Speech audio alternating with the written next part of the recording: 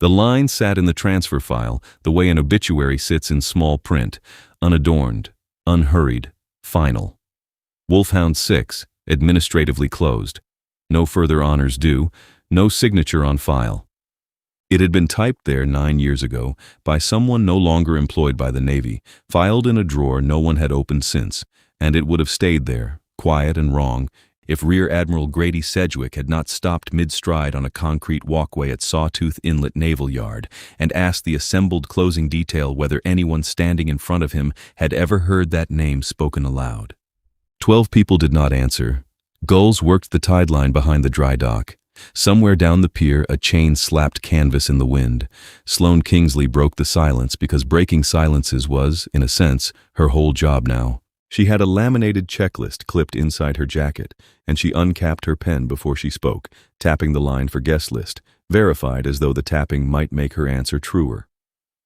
Admiral, I've cross-referenced every active designation in this yard's transfer package twice.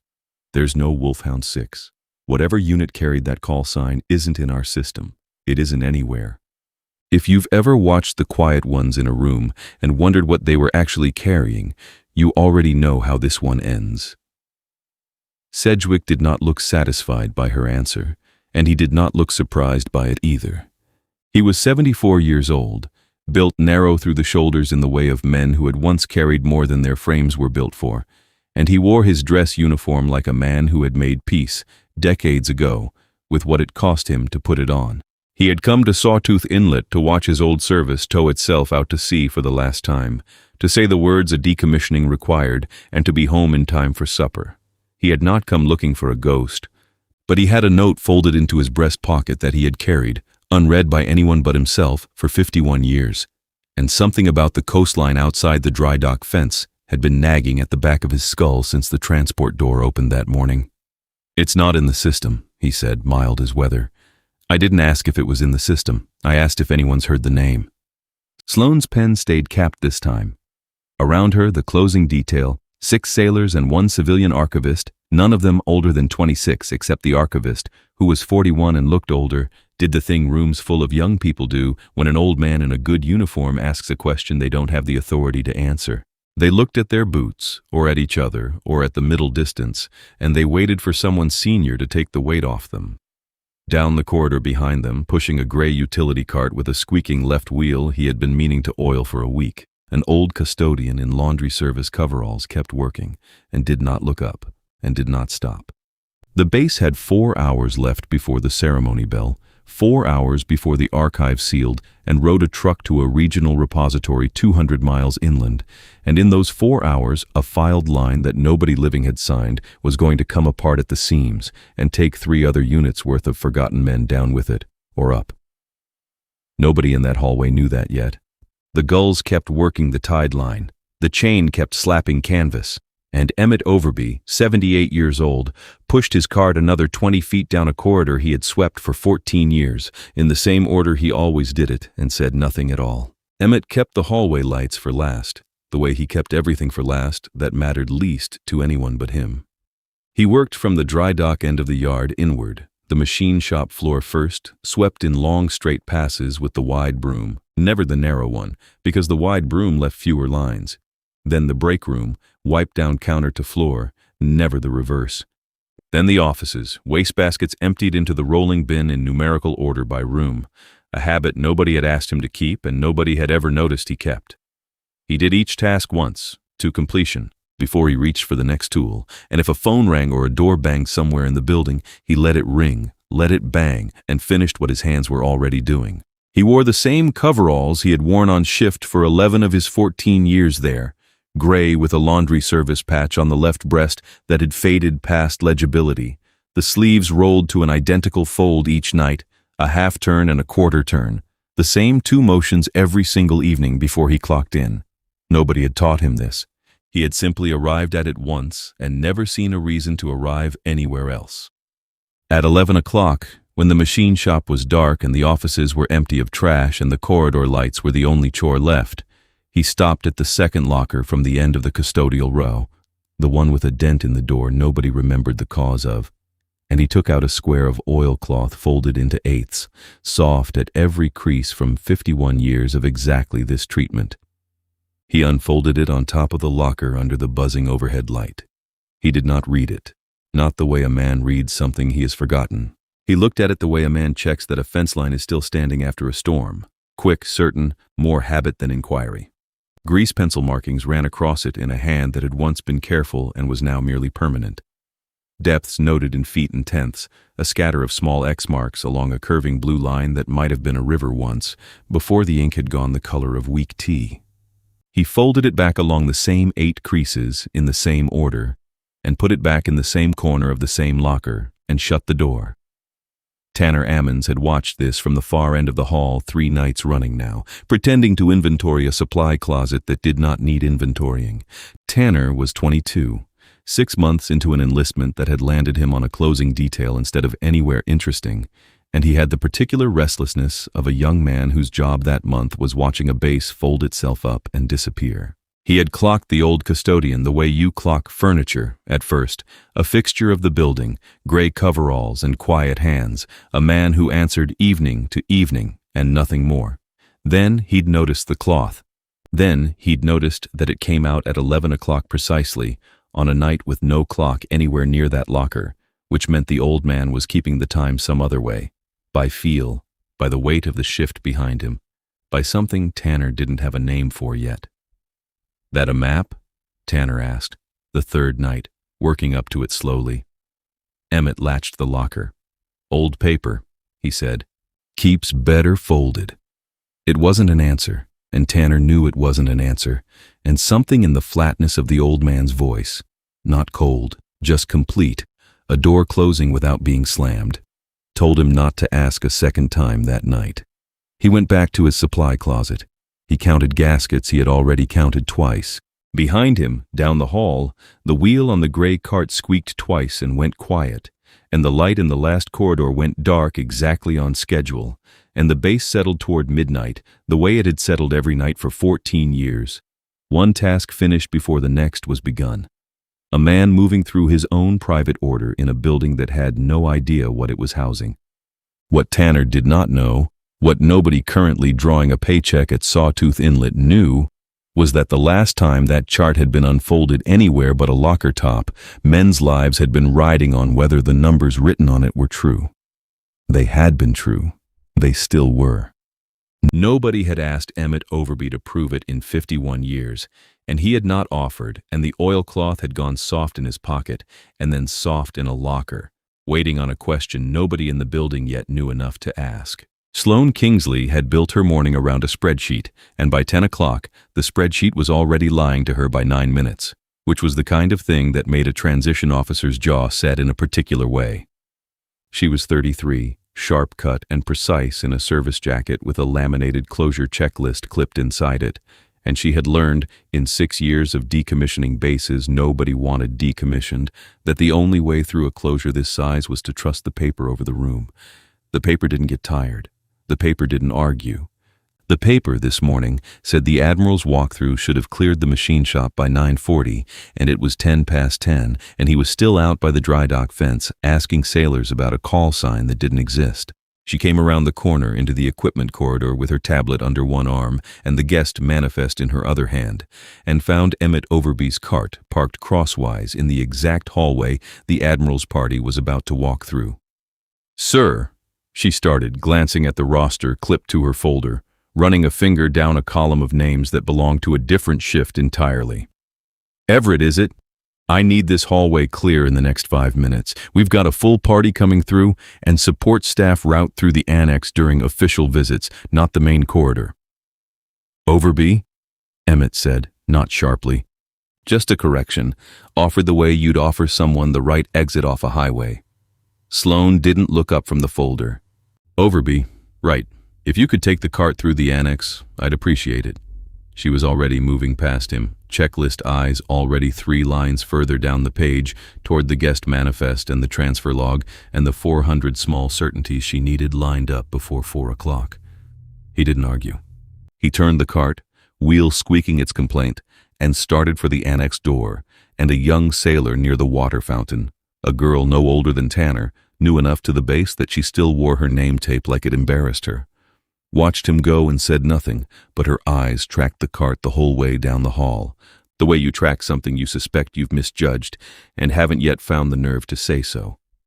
20 minutes later, with the Admiral's party rounding into the machine shop for the terrain briefing, Sloan found Emmett again, this time propping the annex door for a delivery of folding chairs, and this time she didn't even use his name. "Support staff through the side entrance during the walkthrough, please," she said, not unkindly, but with the particular briskness of someone repeating an instruction she believed she'd already given. She tapped her pen cap twice against the closure checklist clipped to her jacket. Guest flow, confirmed, and moved on toward the machine shop without waiting to see him comply, because in her experience people always complied, and compliance was the only metric that mattered before 4 o'clock. Tanner, hauling 2 folding chairs himself, caught the whole exchange from 6 feet away and felt something in his stomach turn over that he couldn't yet name. He'd heard the archivist call the old man Overby a dozen times without missing a beat. He'd heard him called Sir once, quietly, by a chief who'd since transferred out, in a tone that hadn't matched the word custodian at all. And now he'd watched a transition officer wave him twice toward a side door, like he was cargo that had wandered off its pallet. A second sailor near the folding chair stack, a broad-shouldered radio man named nobody remembered because he was new enough that names hadn't stuck yet, muttered under his breath, "Man's probably swept that shop floor longer than she's been driving," and went quiet immediately after, embarrassed at having said it out loud. Emmett propped the annex door the rest of the way open with his boot, let the chair delivery through, and said nothing to any of it. He picked his cart back up.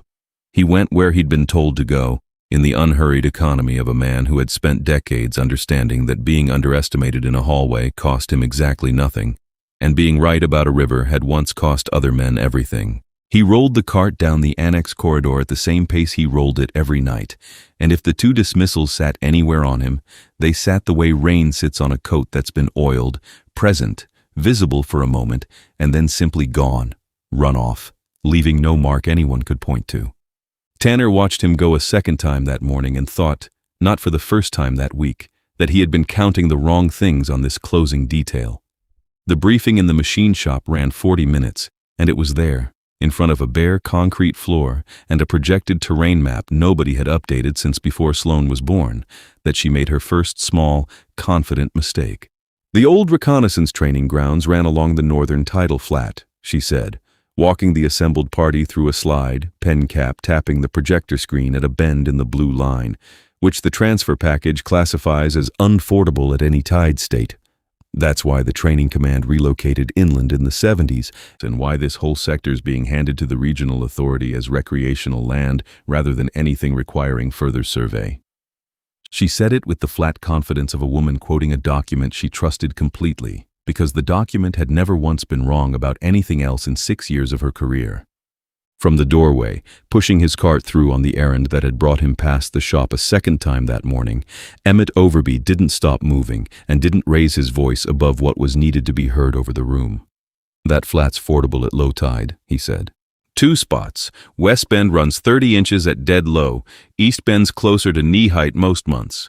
Chart in your package is measuring high tide only. Somebody surveyed it once and never went back a second time to check the rest of the day." The room turned. Sloane's pen stopped mid-tap. "That's—" she started and stopped, because she genuinely did not know how to finish the sentence.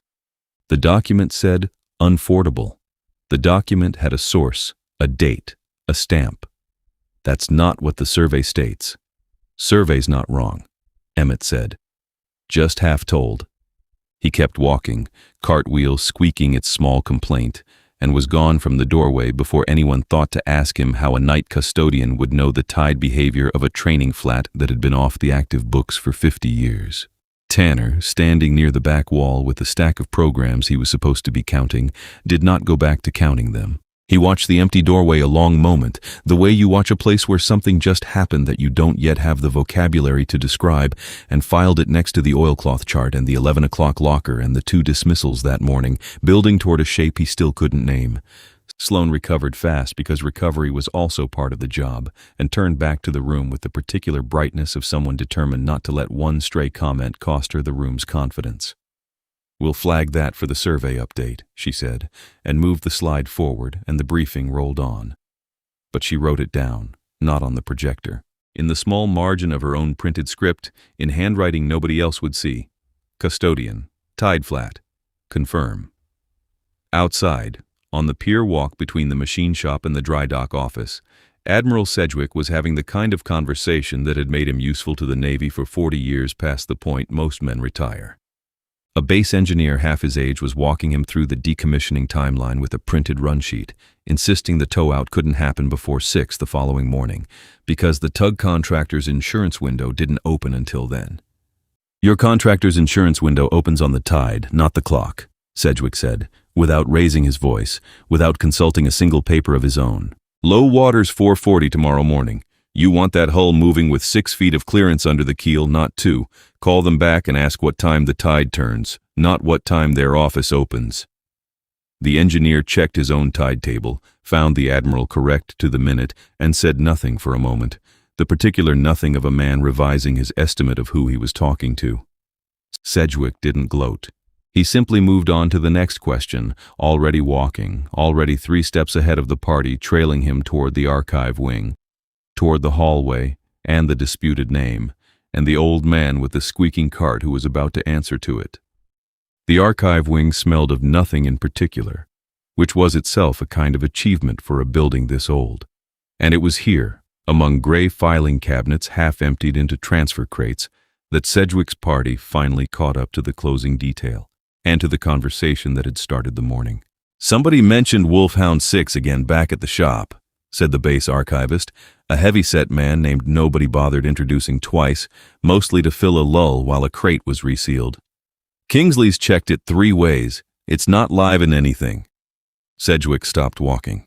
He had spent the morning being right about tides and mostly right about everything else, and being right had not once made him feel the way he felt now, standing in a corridor that smelled like nothing, hearing a dead call sign spoken by a man who had no idea what he was holding.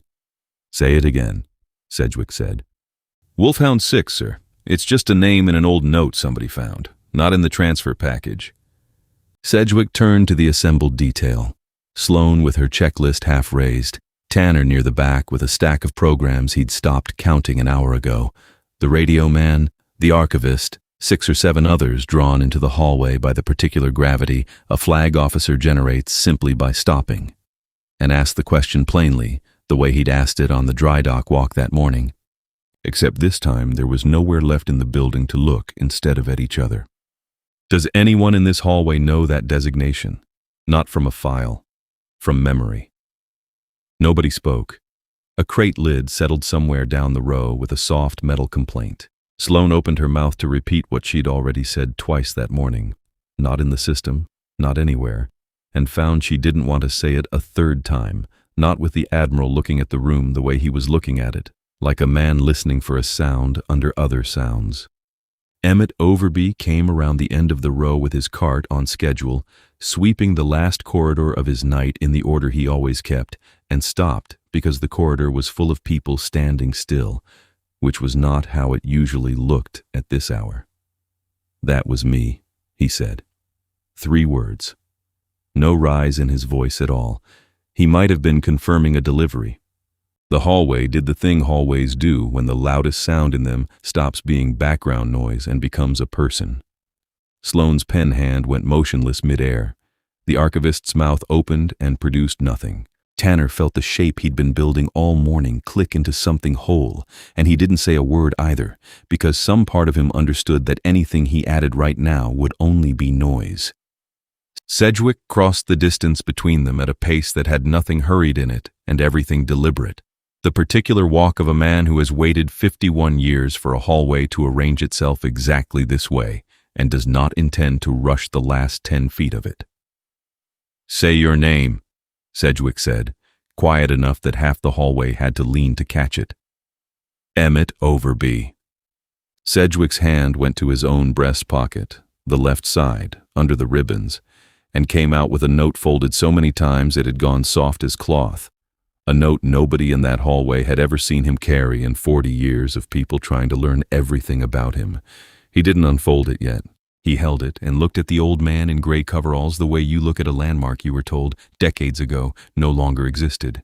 Emmett reached into the cart's lower shelf, past the spray bottles and the folded rags, and brought out a square of oilcloth gone the color of weak tea at its creases, and unfolded it there in the hallway. Not on a locker top this time, but flat across both palms, held out at chest height for the room to see, 4 Fords marked in grease pencil along a blue line that curved the same way the title flat had curved on Sloane's slide an hour before. Sedgwick unfolded his own note beside it. Read it once, looked at the chart, read it again. The coordinates matched. Not close. Exact, down to the tenths Emmett had marked 51 years before and never once had reason to correct. "West Bend," Sedgwick said, and his voice had gone somewhere it hadn't been all morning, somewhere underneath the rank. 30 inches at dead low. "You crossed it in the dark," Emmett said. "Wasn't dead low yet, closer to 26 that night." Nobody in the hallway breathed loudly enough to be heard. Sloane's checklist hung forgotten at her side, and for the first time since the walkthrough began, she had stopped thinking about the 4 o'clock deadline entirely, because whatever this was, it had just become larger than her spreadsheet, and some instinct older than her training told her not to reach for the pen cap yet. Sloane found the file at 1:40, 40 minutes after the hallway had emptied back into its separate errands, and she found it because she had gone looking specifically to close it, not to open it further. She had told herself, walking back to her office with the closure checklist still clipped inside her jacket, that the Admiral's recognition of an old custodian was a personnel matter. Moving, certainly, but not hers to solve. Her job was the 4 o'clock ceremony, the guest manifest, the sealed truck idling at the loading dock waiting on the archive crates. She pulled Wolfhound 6's transfer entry expecting a formality to update and closed. Administratively closed. No further honors due. The line she'd quoted to the Admiral that morning, still sitting there, still typed in the same flat institutional font. Beneath it, where a certifying signature should have run, there was a single set of initials and a date 9 years old, D.O. She sat with that a long moment, because the checklist in her jacket had a line for exactly this circumstance. Closure certified, prior determination stands, and she had never in 6 years found herself unwilling to check a box that document control had already checked for her. She went to find Emmett anyway, before she went to find the box. He was in the supply room off the machine shop, coiling an extension cord in the same tight loops he coiled everything, and she stood in the doorway a moment before she said anything, unsure for the first time that day of what tone to use with him. "I need you to sign a request," she said, "for a records review, reopening Wolfhound 6's file on the Admiral's word and the chart. It's enough to get the process started. It just needs your signature." Emmett set the cord down, finished, in its bin. "No," he said. "No?" "Didn't ask for the file to open. Man asked me a question in a hallway. Answered it."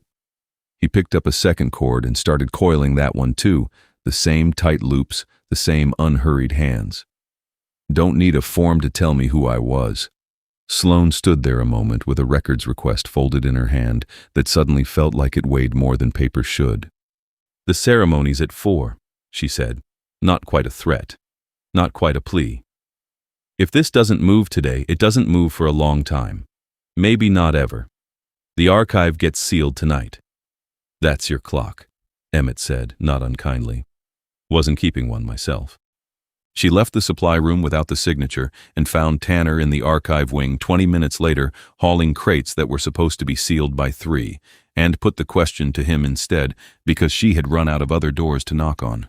"He won't sign anything," she said. "So we do it without him. Or we do it not at all."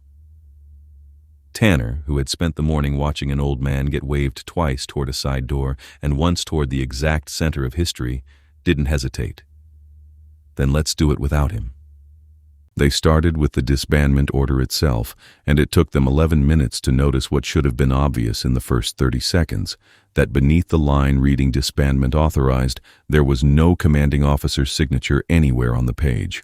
Only the same initials Sloane had found at 1:40. D.O., 9 years old, filed and never countersigned. "That's not a closure," Sloane said, quiet, half to herself. "That's a placeholder somebody forgot to finish." Tanner pulled the adjacent drawer, the one the archivist had been crating for transfer that morning, and found 3 more files with the identical initials, the identical date, the identical unsigned closure line. 3 other reconnaissance units, filed shut in the same afternoon 9 years ago by a man clearing his desk on his way out the door, closing every loose thread he could find so his own paperwork would go through clean. "If we reopen his," Tanner said, "we reopen all 4.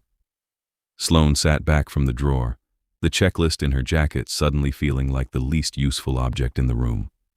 4 o'clock had just become a much smaller number than it had been an hour ago, and correcting one man's record had just become, without her permission, the correction of an entire filing shortcut 9 years wide. She had not yet found the second half of it, the half that would make the deadline not just difficult but almost beside the point, because that half was standing in the machine shop doorway at that very moment, in dress uniform, holding a note that had just finished changing everything he understood about his own career. "Miss Kingsley," Sedgwick said from the doorway, in a voice that had lost every trace of ceremony. "There's something else in that file you're about to reopen. It isn't only his." He came in and set the note down on the crate between them, worn soft as the oilcloth it had spent 5 decades answering to. "In 1974, my platoon crossed that flat in a training exercise that went sideways in the dark, current stronger than the chart called for, 2 men already in trouble in the water. Nobody logged it as anything but a training incident because that's what it was on paper. It's not in any combat record, it never will be. But the reason 19 of us walked out of that water instead of drowning in it is written right there in grease pencil, and the man who drew it has never once been thanked for it, on paper or otherwise." Sloane looked at the note, and then at the 4 files with the same 9-year-old initials fanned across the crate, and understood finally exactly how much larger the afternoon had just become, and how much smaller the checklist in her jacket now was by comparison. The archive by 2:30 was a room full of open drawers, and a deadline that no longer felt like a wall, so much as a tide coming in, and Sloane worked it the only way she knew how, methodically, crate by crate, cross-referencing 4 unsigned closures against a master transfer log that had never once flagged the gap because no one had thought to ask whether initialed and signed were the same thing. Tanner ran files between rooms fast enough that his boots left a rhythm in the corridor floor, and twice, passing the machine shop, he saw Emmett still working his own fixed order of tasks as though the building around him hadn't just tilted on its foundation. At 3:15, with 45 minutes left before the archive truck's engine turned over at the loading dock, Sedgwick found Emmett there and asked him, plainly, the only question he had left. "Tell me what happened on that crossing," he said. "Not for a file. For me. I've carried that note 51 years and never once heard the rest of it from the man who drew it." Emmett set his broom against the wall, which was itself a kind of answer, since he never set a tool down before a task was finished. "Current ran harder than the chart said that night," he said. "Wasn't the chart's fault. Water changes faster than paper does. 2 of your men went under near the East Bend, and I went in after the second one because the first was already being pulled out by his own squad. Got him to the bank. He'd swallowed half the inlet, but he came up breathing." He paused, and something in the pause was the only concession he made all day to the size of what he was saying. "Lost 1 man that crossing, corporal, younger than you were. Chart didn't kill him, current did. But I've kept the depths ever since because nobody else weighted them, and somebody ought to remember what they cost."